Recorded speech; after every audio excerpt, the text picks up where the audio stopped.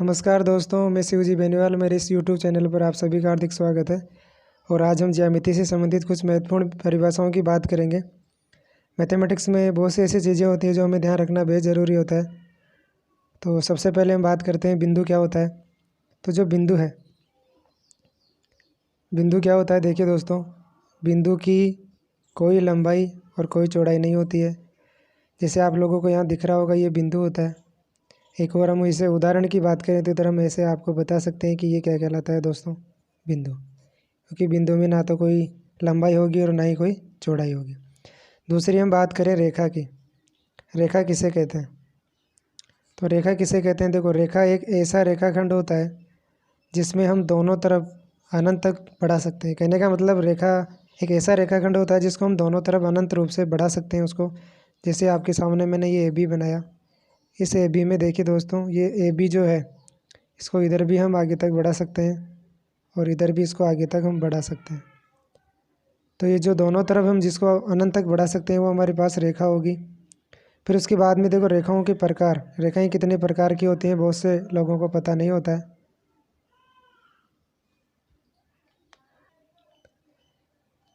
तो रेखा एक ऐसा रेखाखंड होता है जिसे हम दोनों तरफ अनंत तक बढ़ा सकते हैं। जैसा कि मैंने आपको यहाँ बताया, ये अपन ने ए बी रेखा खींची, तो ये रेखा जो है इसको हम इधर भी आगे तक बढ़ा सकते हैं और इस रेखा को हम आगे भी आगे तक बढ़ा सकते हैं। फिर हम बात करेंगे दोस्तों रेखाओं के प्रकार। रेखाएं कितने प्रकार की होती है, तो आपको पता होगा रेखा कई प्रकार की हो सकती हैं। तो यहाँ पे देखिए दोस्तों, रेखाओं के प्रकार। तो दोस्तों, रेखाओं के प्रकार में सबसे पहले हम बात करेंगे किसकी? सरल रेखा की। जो रेखा एक बिंदु से दूसरे बिंदु तक बिना बदले जाती है वो कौन सी रेखा कहलाएगी दोस्तों? सरल रेखा। सरल रेखा को हम कहेंगे स्ट्रेट लाइन। जो रेखा एक बिंदु से दूसरे बिंदु तक बिना बदले जाएगी वो कहलाएगी दोस्तों, जैसे मैंने ए से लेके बी तक ये जो रेखा बनाई, ए और ये बी, तो ये जो हमने ए बी बनाई, ये क्या कहलाएगी दोस्तों? सरल रेखा। जब ये ए से बी पे जा रही है तो दोस्तों बिना बदले जा रही है, कहीं पे बदल नहीं रही है, तो ये कहलाएगी कौन सी रेखा?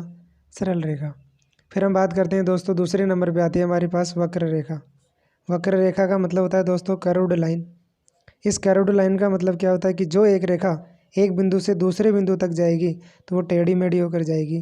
जैसे दोस्तों, मैं एक पॉइंट ले रहा हूँ आपके लिए ए और एक पॉइंट ले रहा हूँ मैं आपके लिए बी। तो ये रेखा ए से बी पर जाएगी तो टेढ़ी मेढ़ी जाएगी ऐसे होके। तो ये रेखा क्या कहलाएगी दोस्तों? कर्व्ड रेखा। तो दोस्तों, तीसरे नंबर पे जो हमारे पास रेखा आएगी वो कौन सी होगी? संगामी रेखाएं। तो दोस्तों, संगामी रेखाओं का मतलब होता है कंकरेंट लाइन। तो ये कौन सी रेखाएं होंगी? जब दो या दो से अधिक रेखाएं किसी एक ही बिंदु से होकर जाती है तो वो कौन सी रेखाएं कहलाती है? संगामी। जैसे एक रेखा मैंने खींची ये, एक फिर मैंने ली ये, फिर मैंने ली ये। तो दोस्तों, ये जो सभी रेखाएं हैं, ये सभी रेखाएं कौन सी रेखाएं होगी दोस्तों? संगामी रेखाएं। कौन सी हो गई दोस्तों? संगामी रेखाएं। इसके बाद में फिर हम बात करेंगे समांतर रेखाओं की। तो समांतर रेखाएं जिसको हम पैरेलल लाइंस कहते हैं, जब दो या दो से अधिक दो रेखाएं बीच से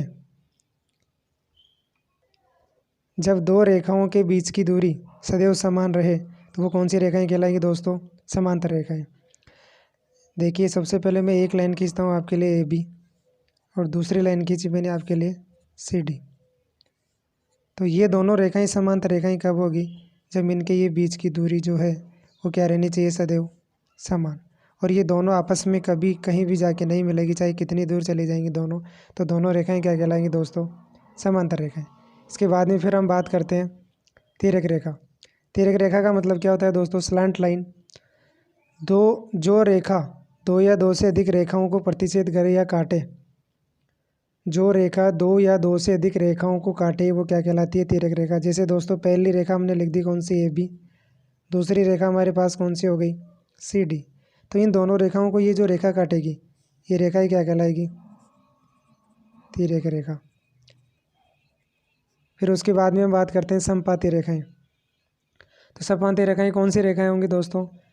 समपाती रेखाएं, या इसी को कहेंगे हम कोइंसिडेंट लाइंस। तो जब एक ही रेखा पर एक अन्य या एक से अधिक रेखाएं होती है तो वो कौन सी कहलाती है दोस्तों? समपाती। दोस्तों, समपाती का मतलब क्या होता है? जैसे मैंने एक रेखा खींची आपके लिए ए बी, ए से लेके मैंने बी एक रेखा बनाई, और जो एक या एक से अधिक रेखाएं इसी के ऊपर आएंगी, यानी एक के ऊपर एक रेखा का होना, वो आपस में क्या कहलाती है? समपाती। यानी हमारी जो भाषा है दोस्तों, अगर अपनी लैंग्वेज में अपन बात करें तो समपाती रेखाओं का मतलब होता है एक के ऊपर एक रेखा का होना।